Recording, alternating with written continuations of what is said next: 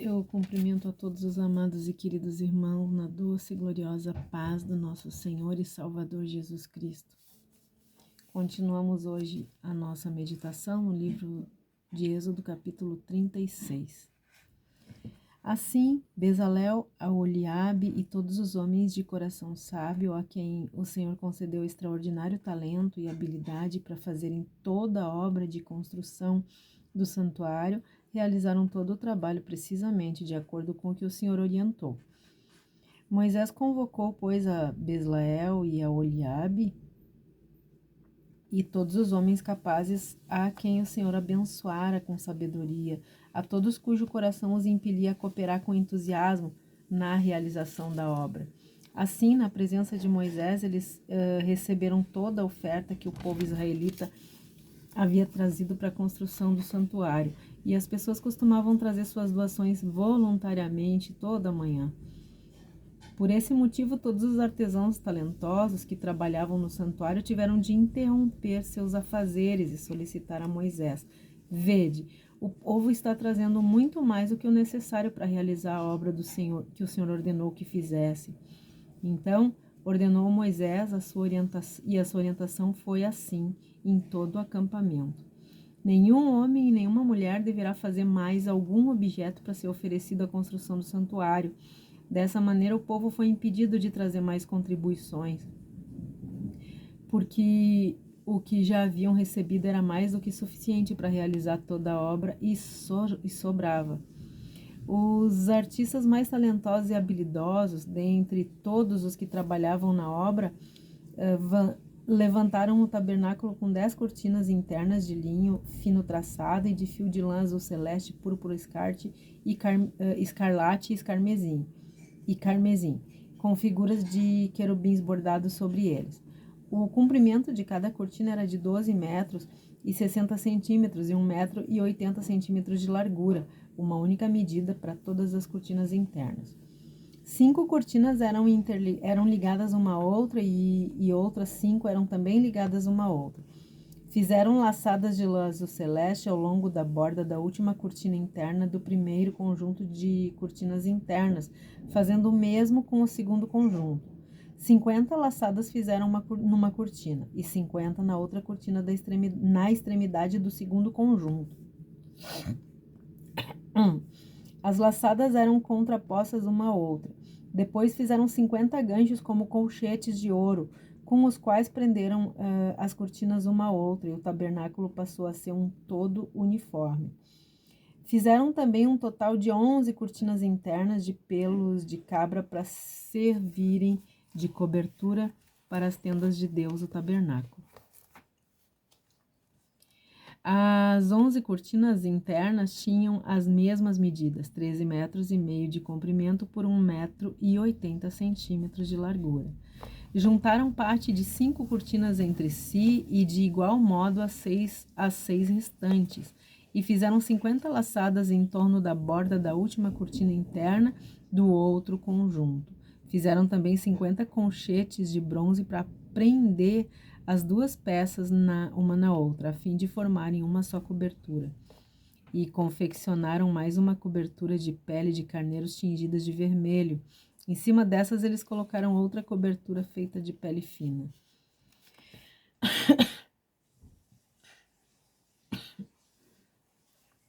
Fizeram ainda para o tabernáculo armações com tábuas de madeira de acácia, a fim de colocá-las em posição vertical. Cada armação tinha 4,5 metros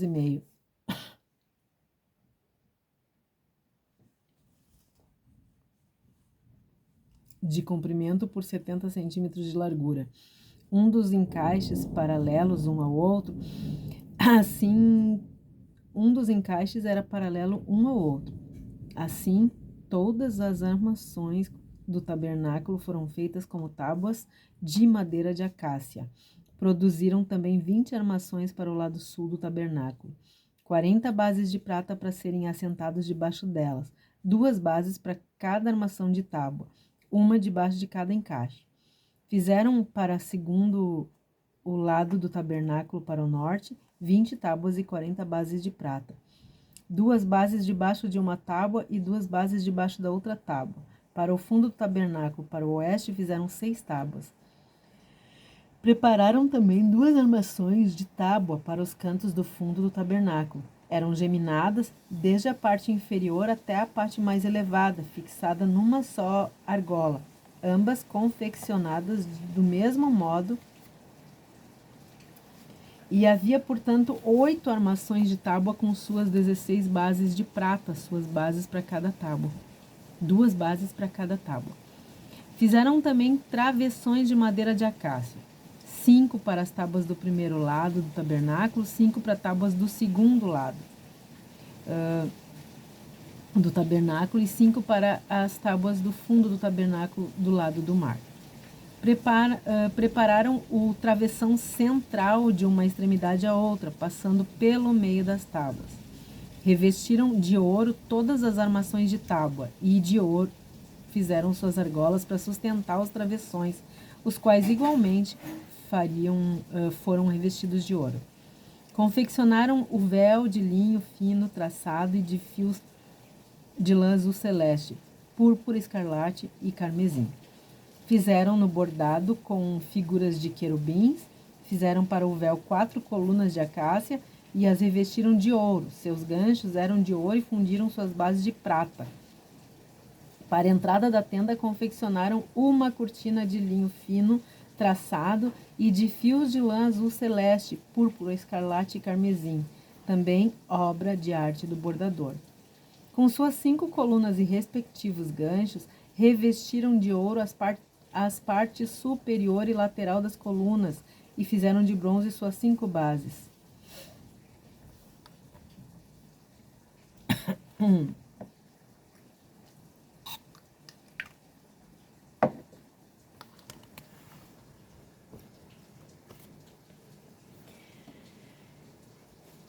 Queridos, o fracasso total do ser humano é o resultado de uma falsa entrega a Deus.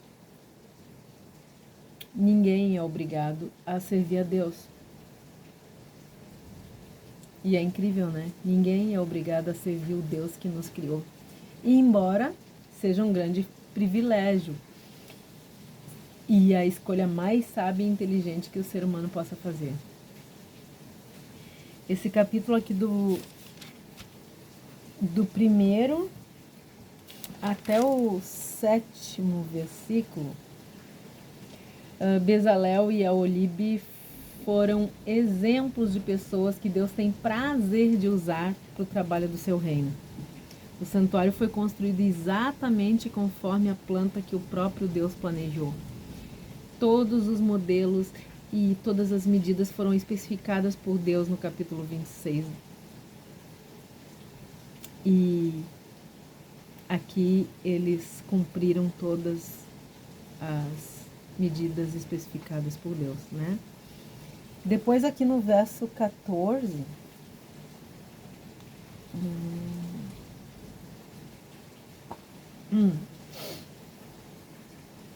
até o versículo 18. As cortinas de peles de cabra foram feitas conforme o tamanho e o modelo ditado por Deus. Depois ali dos versículos 20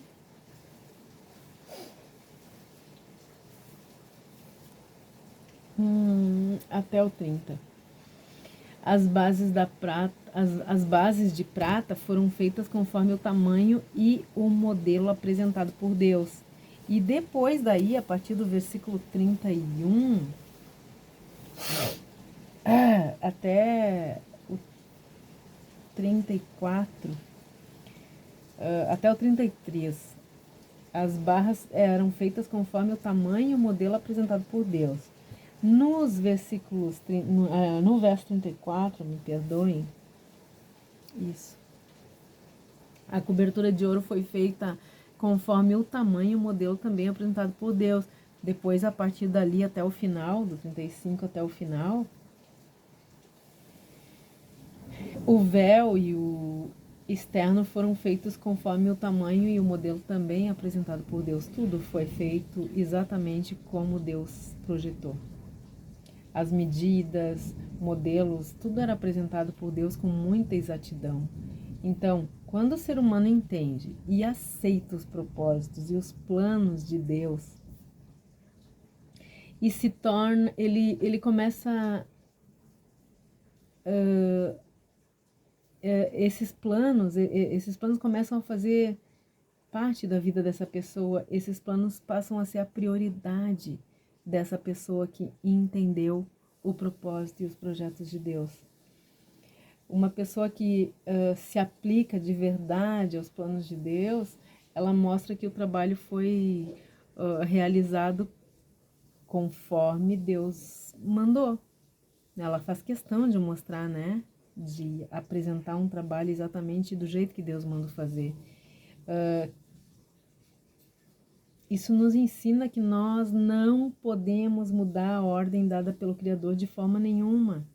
Se Ele mandou, é para fazer do jeito que Ele mandou, porque Ele sabe como Ele quer, Ele sabe como deve fazer. Ele criou o universo e tudo que existe nele e nós para os seus próprios e grandes propósitos.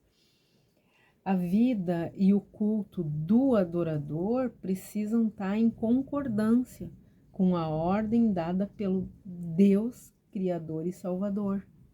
Se nós queremos participar desse grande projeto de salvação de Deus, se nós queremos aproveitar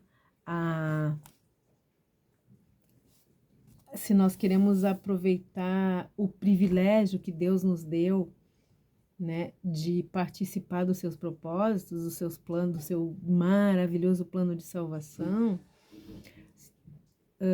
se nós queremos realmente ser adoradores dele, então nós precisamos andar sempre em harmonia e concordância com a ordem que ele mesmo deu. Entendendo, como nós vimos no capítulo anterior, né, que ele é o chefe, ele é o patrão, ele manda e nós obedecemos. E se ele manda e nós obedecemos, nós seremos abençoados com certeza e a nossa vida vai ser muito diferente de tudo que a gente já tem sido. Vai ser muito diferente de quando a gente vivia no mundo. Viver com a presença de Deus é outra história. Não se contentem com a presença de anjos, não se contentem com milagrezinhos. Desejem desesperadamente a presença desse Deus. Façam tudo como Ele disse e vocês terão a presença de Deus.